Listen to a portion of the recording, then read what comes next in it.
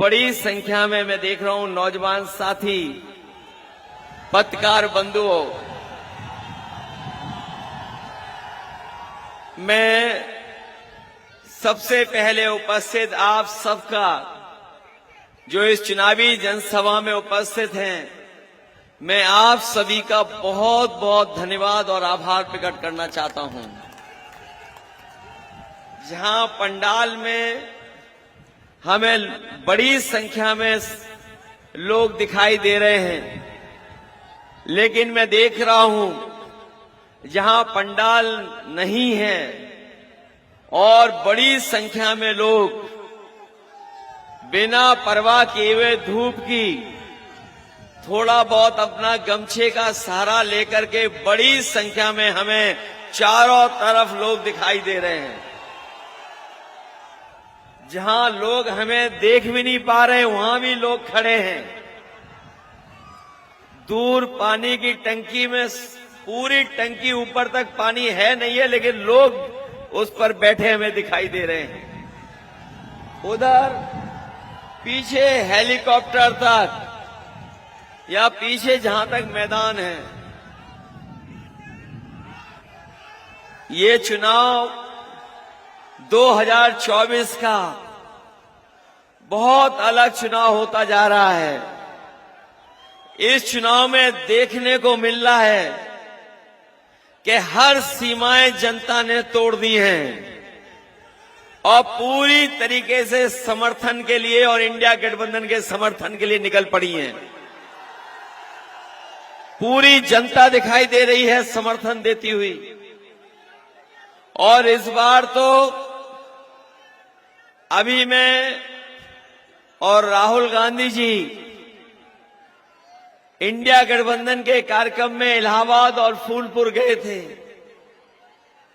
हम लोगों ने देखा कि उम्मीद से ज्यादा समर्थन वाले लोग दिखाई देने लगे। इतना समर्थन, इतने बड़े पैमाने पे लोग आए।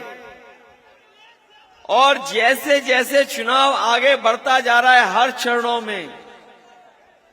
हर चरण में जनता का गुस्सा भारतीय जनता पार्टी के खिलाफ बढ़ता चला जा रहा है। और आप देख लेना, जिस समय 7वें चरण में चुनाव पहुंचेगा, जनता का गुस्सा 7वें आसमान पे दिखाई देगा। ये लोकतंत्र का 2024 का विशेष चुनाव है। याद रखना, जिस तरीके से कभी समुद्र मंथन हुआ था, उसी तरीके से आज 2024 का चुनाव संविधान मंथन का चुनाव है। एक तरफ वो लोग हैं जो संविधान को हटाना चाहते हैं, मिटाना चाहते हैं, बदलना चाहते हैं, और दूसरी तरफ समाजवादी पार्टी और इंडिया गठबंधन के लोग हैं जो संविधान की रक्षा करना चाहते हैं। और आज के दिन आप भी संकल्प लीजिए कि जो लोग संविधान बदलने के लिए निकले हैं, उन सबको बदलने का काम ये की जनता करेगी। न केवल बदलाव आ रहा है, सरकार तो बदलेगी, इनका मंत्रिमंडल भी बदलेगा। मंत्रिमंडल के साथ साथ मीडिया मंडल भी बदल जाएगा।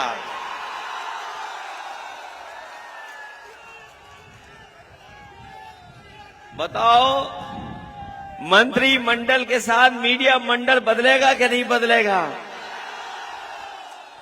और पिछले 10 सालों में आपने इनकी हर बात झूठी देखी होगी। इनके वादे झूठे निकले। ये वही लोग हैं जिन्होंने भरोसा दिलाया था गरीबों को, किसान भाइयों को, कि सरकार में आएंगे तो किसानों की आय दोगुनी हो जाएगी। हमारा यहाँ का किसान और गरीब जानता होगा किसी की पैदावार की आय दोगुनी सरकार में नहीं हुई। और जिस तरीके से लागत बढ़ाई है, कीटनाशक दवाइयों की कीमत बढ़ाई, डीजल बढ़ाया, खाद, डीएपी, बिजली का बिल सब महंगा कर दिया। जहां किसान की आय दोगुनी नहीं हुई, वहीं किसानों पर कर्ज बढ़ता चला जा रहा है। कर्ज लगातार बढ़ा है किसान पर, गरीब पर। और जिस तरह के फैसले दिल्ली की सरकार ने लिए हैं कि बड़े बड़े उद्योगपतियों का कर्ज माफ कर दिया, और जो जानकारी मिल रही है वो जानकारी ये है कि अभी तक 10 साल में बीजेपी की सरकार ने 25 लाख करोड़ रुपए उद्योगपतियों के माफ किए हैं। वहीं किसानों की जमीन कब्जा करने के लिए, उनकी पैदावार को कब्जा करने के लिए ये काले कानून भी लेकर के आए थे। लेकिन हमारा किसान इकट्ठा खड़ा हो गया, किसान ने विरोध कर दिया और दिल्ली घेर ली। हजारों शहीद हुए, न जाने क्या क्या प्रशासन और सरकार ने किया, लेकिन हमारा किसान पीछे नहीं हटा। और अंततः उन्हें अपने काले कानून वापस लेने पड़े। जो सरकार 25 लाख करोड़ उद्योगपतियों का पैसा माफ किया, जिन्होंने ये कानून बनाया कि जो कर्ज है जिन पर 5 करोड़ से ऊपर, उनका कर्ज माफ किया जाएगा। 5 करोड़ से ऊपर वाला तो कर्ज माफ हो गया, लेकिन हमारा किसान और गरीबों का जो लाखों में कर्ज वो नहीं माफ हुआ। हम अपने गरीब भाइयों को, किसान भाइयों को कह के जा रहे हैं, इंडिया गठबंधन ने तय किया है 4 जून के बाद सरकार बनेगी और हमारे किसानों का भी कर्ज माफ करने का फैसला लिया जाएगा। न केवल कर्ज माफी का फैसला होगा, बल्कि जो कानूनी अधिकार की मांग रही है कि किसानों की फसल के लिए एमएसपी दी जाए, एमएसपी के लिए कानूनी अधिकार मिले, हम अपने किसानों को भरोसा दिला के जा रहे हैं कि एमएसपी के लिए भी उनको कानूनी अधिकार दिलाने का काम इंडिया गठबंधन और समाजवादी सरकार में होगा। जहां इन्होंने किसानों को धोखा दिया, वहीं यहां के मौजूद नौजवान जानते होंगे, इस सरकार में जो भी परीक्षा हुई उस सब परीक्षाओं के पेपर लीक हो गए। इस सरकार ने जो भी परीक्षा क्या पेपर होना था समय पर, न समय पे कराया इन्होंने।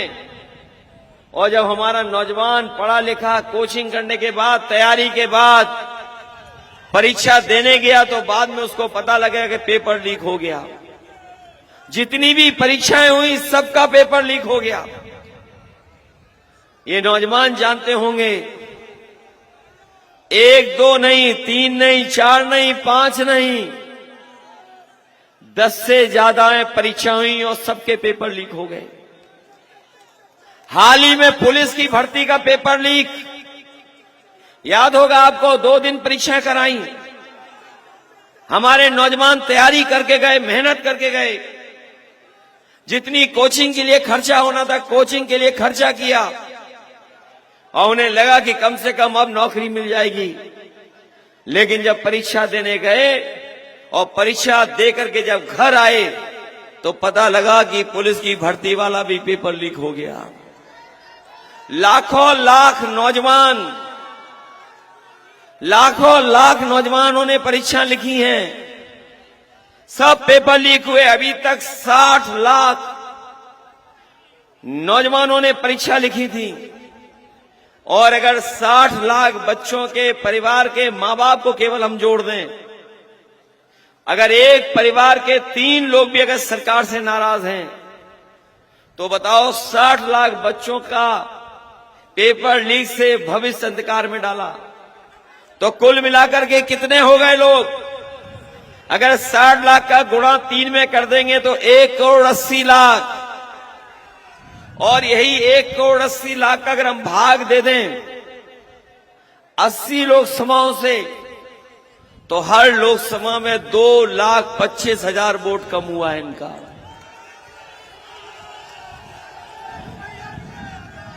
बताओ किसी को नौकरी दी हो इन्होंने तो बताओ हमें आप।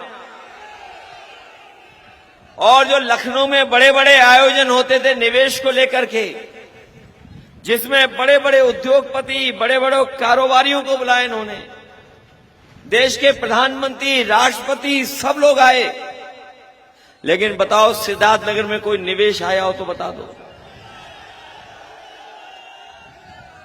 जो हमारे उल्टा पुल्टा मुख्यमंत्री हैं, जो गिनती करते थे इतने लाख करोड़, बताओ कोई निवेश आया हो तो बता दो। न नौकरी दी, न रोजगार का इंतजाम किया। मैं अपने नौजवानों से कहना चाहता हूं, ये केवल आपकी नौकरी नहीं छीनी है, इन्होंने आपका 1/3 जीवन बर्बाद किया है, 1/3 जीवन। और ये पेपर लीक हुए नहीं हैं, सरकार ने जानबूझ करके पेपर लीक करवाए हैं। जो लोग समय समय पे बुलडोजर लेके चल देते हैं, जो जब चाहते हैं तब बुलडोजर में चाबी लगा के चालू कर लेते हैं, बताओ एक भी पेपर लीक वाले पे बुलडोजर चला हो तो बता दो हमें। इनके भाषणों में पेपर लीक के बारे में अगर कोई एक बात कह रहे हो तो बताइए आप। कोई भी सरकार का व्यक्ति नहीं कह रहा। केवल नौकरी रोजगार नहीं छीने आपसे। याद कीजिए हमारे नौजवान सड़कों पर दौड़ करके मैदानों में तैयारी करते थे कि फौज में भर्ती हो जाएगी उनकी। ये जो फौज की भर्ती न केवल कम करना शुरू कर दिया इन्होंने, बल्कि अग्निवीर जैसी व्यवस्था लेकर के आए जिसमें केवल 4 साल की नौकरी मिलेगी। वो भी आधी अधूरी नौकरी है, पूरी नौकरी नहीं है। अपने नौजवानों को कह के जा रहे हैं हम लोग, दिल्ली में सरकार बनने जा रही है, 30 लाख नौकरियां खाली हैं। 30 लाख नौकरियों का पूरा आरक्षण का पालन करते हुए अपने नौजवानों को नौकरी दिलाएंगे और साथ ही साथ अग्निवीर जैसी व्यवस्था हमेशा हमेशा के लिए खत्म हो जाएगी। ये अग्निवीर व्यवस्था हम स्वीकार नहीं कर सकते समाजवादी लोग। मैं देखता हूं कि कई बार हमारे, हालांकि खाकी वर्दी पहनने वाले हमारी मदद बहुत करते हैं कई बार, लेकिन मैं इन्हें भी सावधान करना चाहता हूं। अभी तो फौज की नौकरी 4 साल की हुई है, ये बीजेपी वाले आ गए तो खाकी वर्दी पहनने वालों की नौकरी 3 साल की हो जाएगी।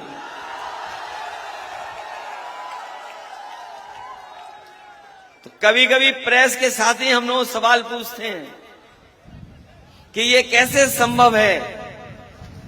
तो हम उनसे पूछते हैं कि बताओ, क्या आपको पता था कि हवाई जहाज बिक जाएंगे? क्या आपको पता था हवाई अड्डे बिक जाएंगे? क्या आपको पता था रेलगाड़ियां बिक जाएंगी? रेलवे स्टेशन बिक जाएंगे?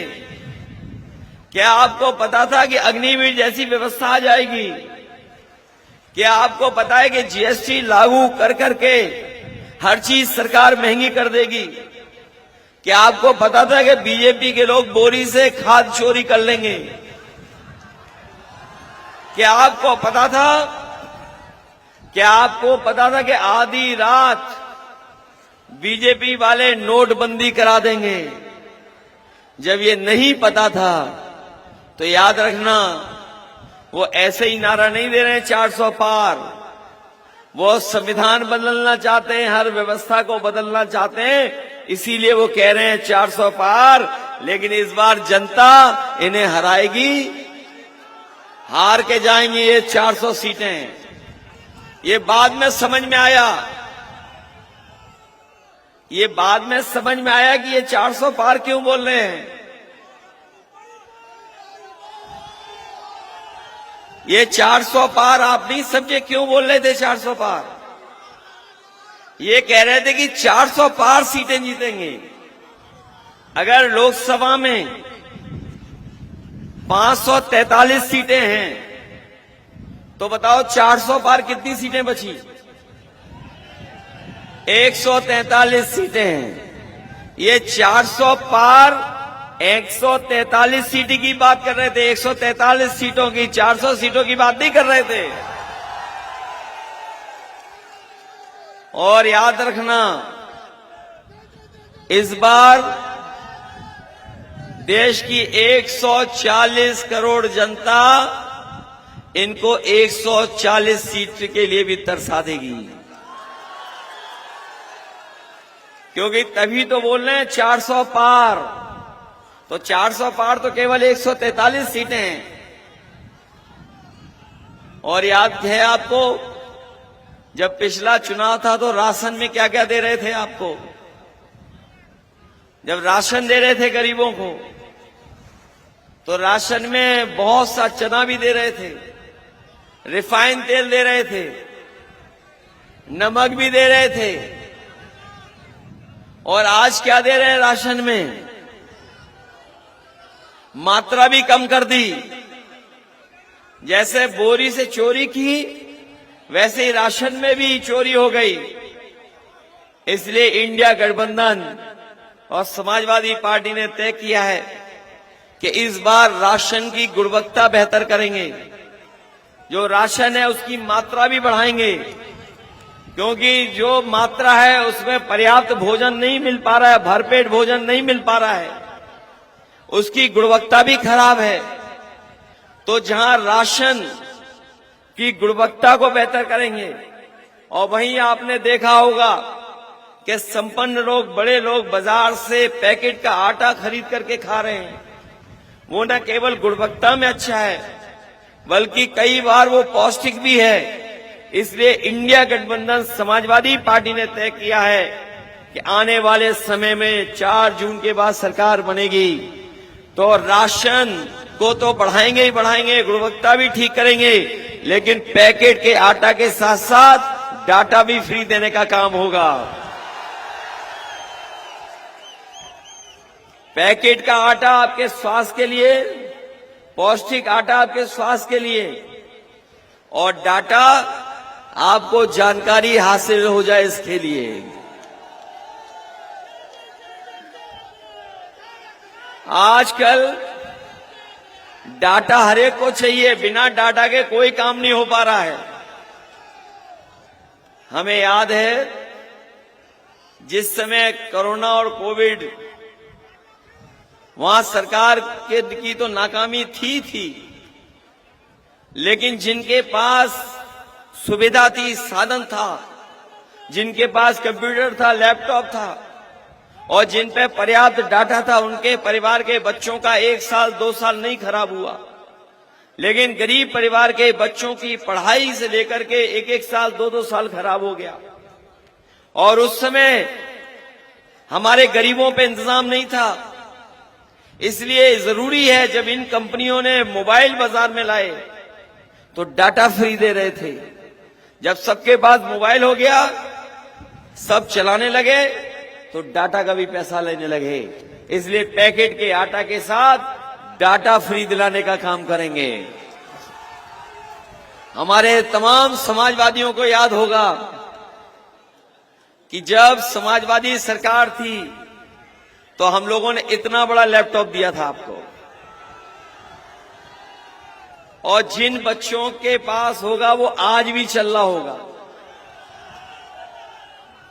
उसी की नकल कर ली। अगर हम लोगों ने उसमें फोटो लगाई तो लखनऊ वालों ने भी अपनी फोटो लगवा दी उसमें। लेकिन हम लोगों ने इतना बड़ा दिया था, उन्होंने साइज क्या कर दिया, और इतना रद्दी दिया है कि उंगली चलाते रहो वो चलता ही नहीं है। बताओ गड़बड़ किया कि नहीं किया गड़बड़ उन्होंने?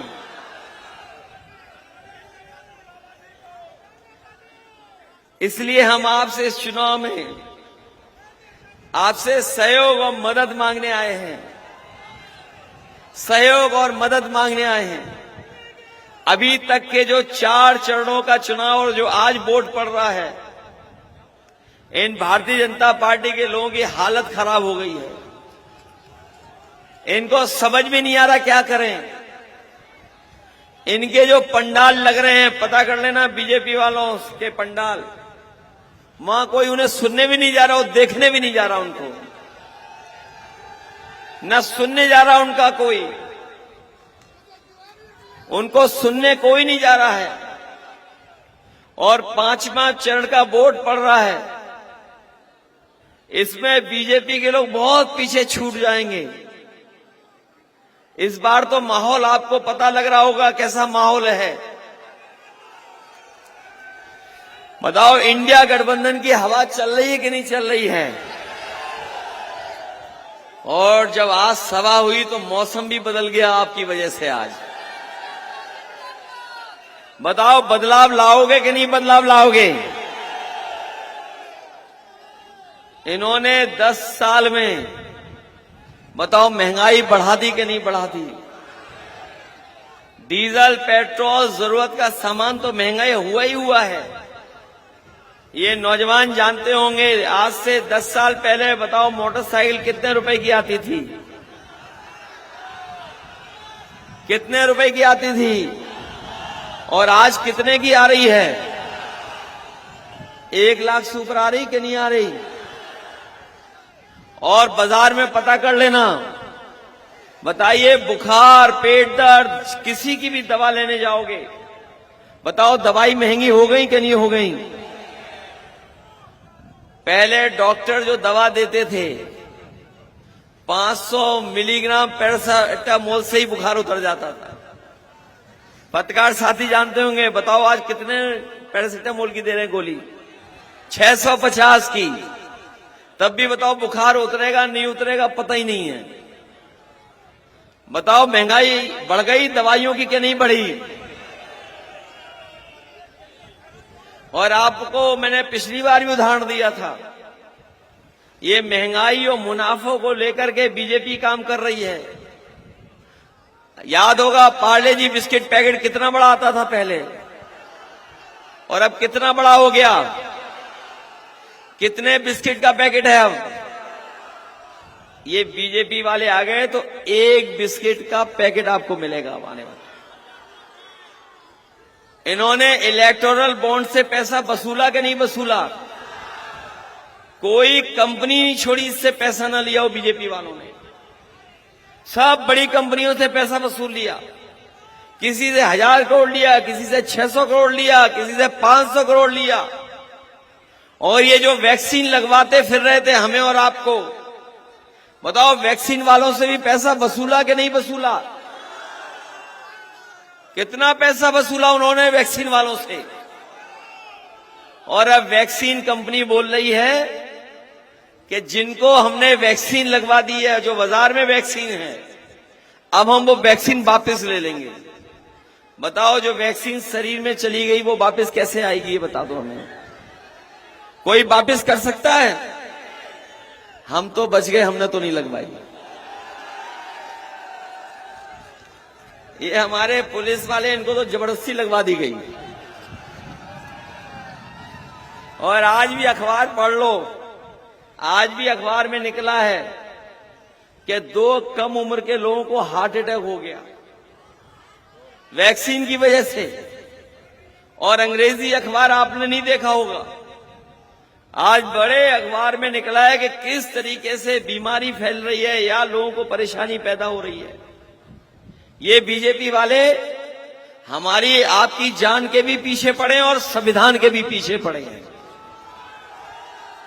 बताओ, पड़े हैं हमारी जान और आपकी जान के पीछे, और संविधान के पीछे पड़े हैं कि नहीं पड़े हैं? और कई जगह हमें देखने को मिल रहा है कि एक दल है जिसका एक विधायक गलती से जीत गया, वो भी अंदर ही अंदर हाथ मिला लिए बीजेपी से। इसलिए अपने बहुजन समाज के लोग सावधान हैं कि नहीं हैं? आप लोग भी सावधान रहिए। और अपने हम बहुजन समाज के बहुत सारे अपने समर्थक हैं, हम उन्हें भी सावधान करने आए हैं क्योंकि ये भारतीय जनता पार्टी अगर चुनाव जीत गई तो ये संविधान बदलने का काम करेगी, और अगर संविधान बदलेगा तो हमारे आपके अधिकार छीन जाएंगे। जो कुछ हमें और आपको सम्मान मिलता है वो भी छीन लेंगे ये लोग। जो हमारा वोट डालने का अधिकार है वो भी छीन लेंगे। याद रखना, ये बाबा साहब भीमराव अम्बेडकर जी का दिया हुआ संविधान हमारे आपके लिए संजीवनी है। इसलिए चुनाव में जहां हम अपने भविष्य के लिए और आने वाली पीढ़ी के भविष्य के लिए वोट डालने जा रहे हैं, वहीं बाबा साहब का दिया हुआ संविधान को भी बचाने का काम करना। इसलिए हम आपसे निवेदन और अपील करने आए हैं। हमें याद है जब समाजवादियों की सरकार थी तो हम लोगों ने यूनिवर्सिटी से लेकर के एम्बुलेंस की सुविधा भी दी थी। वो एम्बुलेंस की सुविधा इस तरह की थी कि गांव में अगर कोई परेशानी तकलीफ में रहता था तो फोन करने पर एम्बुलेंस उसकी मदद करने के लिए पहुंचती थी। और अब एम्बुलेंस भी खराब कर दी इन्होंने। एम्बुलेंस तो की खराब, साथ ही साथ पुलिस के लिए रिस्पांस सिस्टम दिया था गाड़ियों का 100 नंबर। ये हम लोग अमेरिका गए थे, ये दिल्ली वाले जो लगातार कुछ कुछ बोल रहे हैं, ये जो दिल्ली वाले हैं क्यूटो के प्रधान सांसद, वो कुछ कुछ बोल रहे हैं। ये जो पुलिस का रिस्पांस सिस्टम है ये हम लोग अमेरिका के से सीख करके आए थे। यहां के वरिष्ठ आईएएस आईपीएसओ को भेजा था वहां पर, और एक प्रोफेसर वेंकट हैं, बहुत जानकार हैं, जिन्होंने एम्बुलेंस को इस तरह की व्यवस्था दी थी। उन्हें भेज करके हम लोगों ने डायल 100 की व्यवस्था उत्तर प्रदेश में लागू की थी। और वो डायल 100 व्यवस्था ये थी कि अगर आप कहीं पर भी हैं और कहीं तकलीफ और परेशानी में हैं तो फोन करने पे 10 या 15 मिनट में पुलिस पहुंचना चाहिए। ये व्यवस्था थी। लेकिन हमारे लखनऊ वाले उल्टे पुल्टे मुख्यमंत्री जी ने उस 100 नंबर को 112 कर दिया, और हमारे खाकी पहनने वाले भाइयों को लगा कि रेट जब उधर बढ़ गया तो रेट यहां भी बढ़ा देना चाहिए। और इधर अगर आप फोन करते होगे तो दोनों पक्षों से वसूल लेते हैं पैसा। इसलिए सावधान हो कि नहीं हो आप लोग। हम आपको ये भी भरोसा दिला के जा रहे हैं कि जब भी हमें सरकार बनाने का मौका मिलेगा, ये समय समय पर बाढ़ की वजह से और सीमा के बिल्कुल करीब में होने की वजह से आपके नदियां नालों से बहुत ही क्षति होती है। जहां आपकी खेती बर्बाद होती है वहीं जीवन को भी खतरा पैदा हो जाता है, बीमारियां हो जाती हैं। इतने वर्षों में किसी ने इस तरफ ध्यान नहीं दिया जितना ध्यान देना चाहिए था। हम आपको भरोसा दिला के जा रहे हैं, बाढ़ का नियंत्रण करने के लिए जो भी हमें बड़ा सा बड़ा फैसला लेना पड़ेगा और ज्यादा से ज्यादा बजट खर्च करना पड़ेगा, हम लोग बाढ़ को नियंत्रण कर करके आपके खेती और आपके जीवन को बचाने का काम करेंगे। और वहीं मुझे याद है जब मैंने आगरा लखनऊ एक्सप्रेसवे सड़क बनाई थी, जिस समय आगरा लखनऊ की सड़क बनाई थी और लखनऊ से पूर्वांचल को जोड़ने के लिए एक बड़ी सड़क बनाने का फैसला लिया था। जब 2017 का चुनाव से पहले हम लोगों ने यह भी तय किया था कि अगर हमें उत्तर प्रदेश के एक कोने से दूसरे कोने को जोड़ना पड़ेगा, और उसमें सिद्धार्थनगर को झांसी से जोड़ने का हमने फैसला लिया था, वो काम इन्होंने नहीं किया, उसको वहीं का वहीं छोड़ दिया। जो हमारा फैसला था समाजवादियों का कि सिद्धार्थनगर से झांसी जोड़ दें, हमारे जो उत्तर प्रदेश के मुख्यमंत्री जी हैं जो हर काम उल्टा करते हैं, उन्होंने सिद्धार्थनगर को न जोड़ करके सड़क को ऐसे घुमा दिया, जिसकी वजह से सिद्धार्थनगर नहीं जुड़ पाया। हम अपने सिद्धार्थनगर के लोग कह के जा रहे हैं, जब भी समाजवादी लोग सरकार में आएंगे आपको सिद्धार्थनगर से सीधा लखनऊ पहुंचने के लिए एक्सप्रेसवे देने का काम करेंगे। और ये एक्सप्रेसवे इसलिए देना जरूरी है, जब कोरोना और कोविड के समय पर आपके घर परिवार के लोग महाराष्ट्र से, गुजरात से, जो महाराष्ट्र के लोग हैं दूसरे रास्ते से आए थे, लेकिन जो गुजरात में या उस तरफ काम करने निकल गए थे वो सब के सब झांसी से लेकर के और आपके बीच में लौटे थे। हम ये भी जानते हैं कि बहुत रोजगार और नौकरी की व्यवस्था नहीं है, इसीलिए हम लोग कह रहे हैं सरकार की 30 लाख नौकरियां खाली हैं, उन नौकरियों को दिलाने के लिए और आरक्षण को सही लागू कर करके अपने नौजवानों को 30 लाख नौकरियों में जोड़ने का काम करें। और वहीं रोजगार के लिए अगर हमें व्यवस्था बनानी पड़ेगी, क्योंकि जहां 80% से ज्यादा नौजवान बेरोजगार हो उसके लिए कुछ न कुछ सोचना पड़ेगा।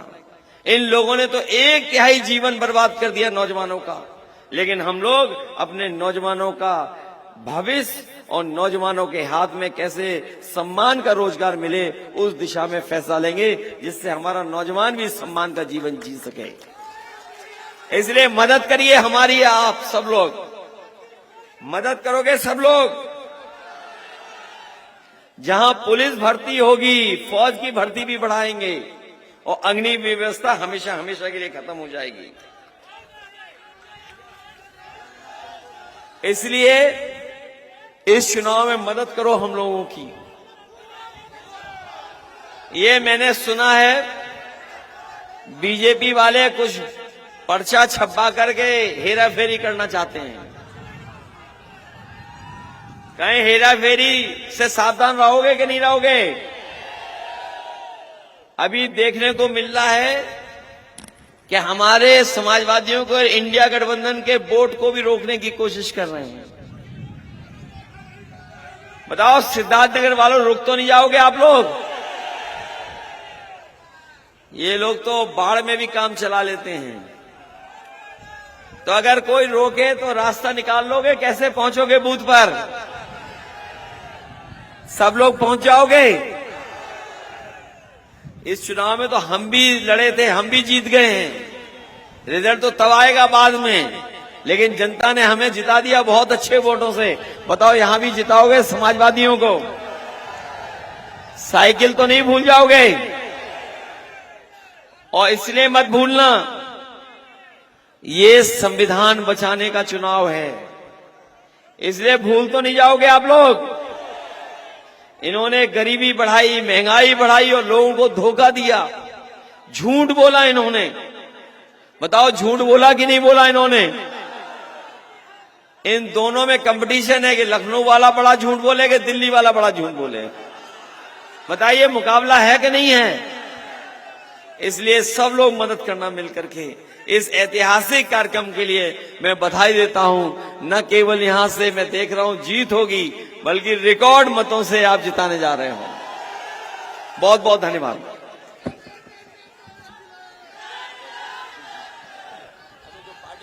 हेलो, जो अखिलेश यादव जिंदाबाद। जो साथी पार्टी में शामिल हुए हैं, मैं उन सब का स्वागत करता हूं, धन्यवाद देता हूं, बधाई देता हूं। और हमें उम्मीद है वो और उनके तमाम साथी मिलकर के समाजवादी पार्टी और इंडिया गठबंधन के प्रत्याशी को साइकिल चुनाव चिन्ह पे सबसे ज्यादा वोट देकर के जिताएंगे।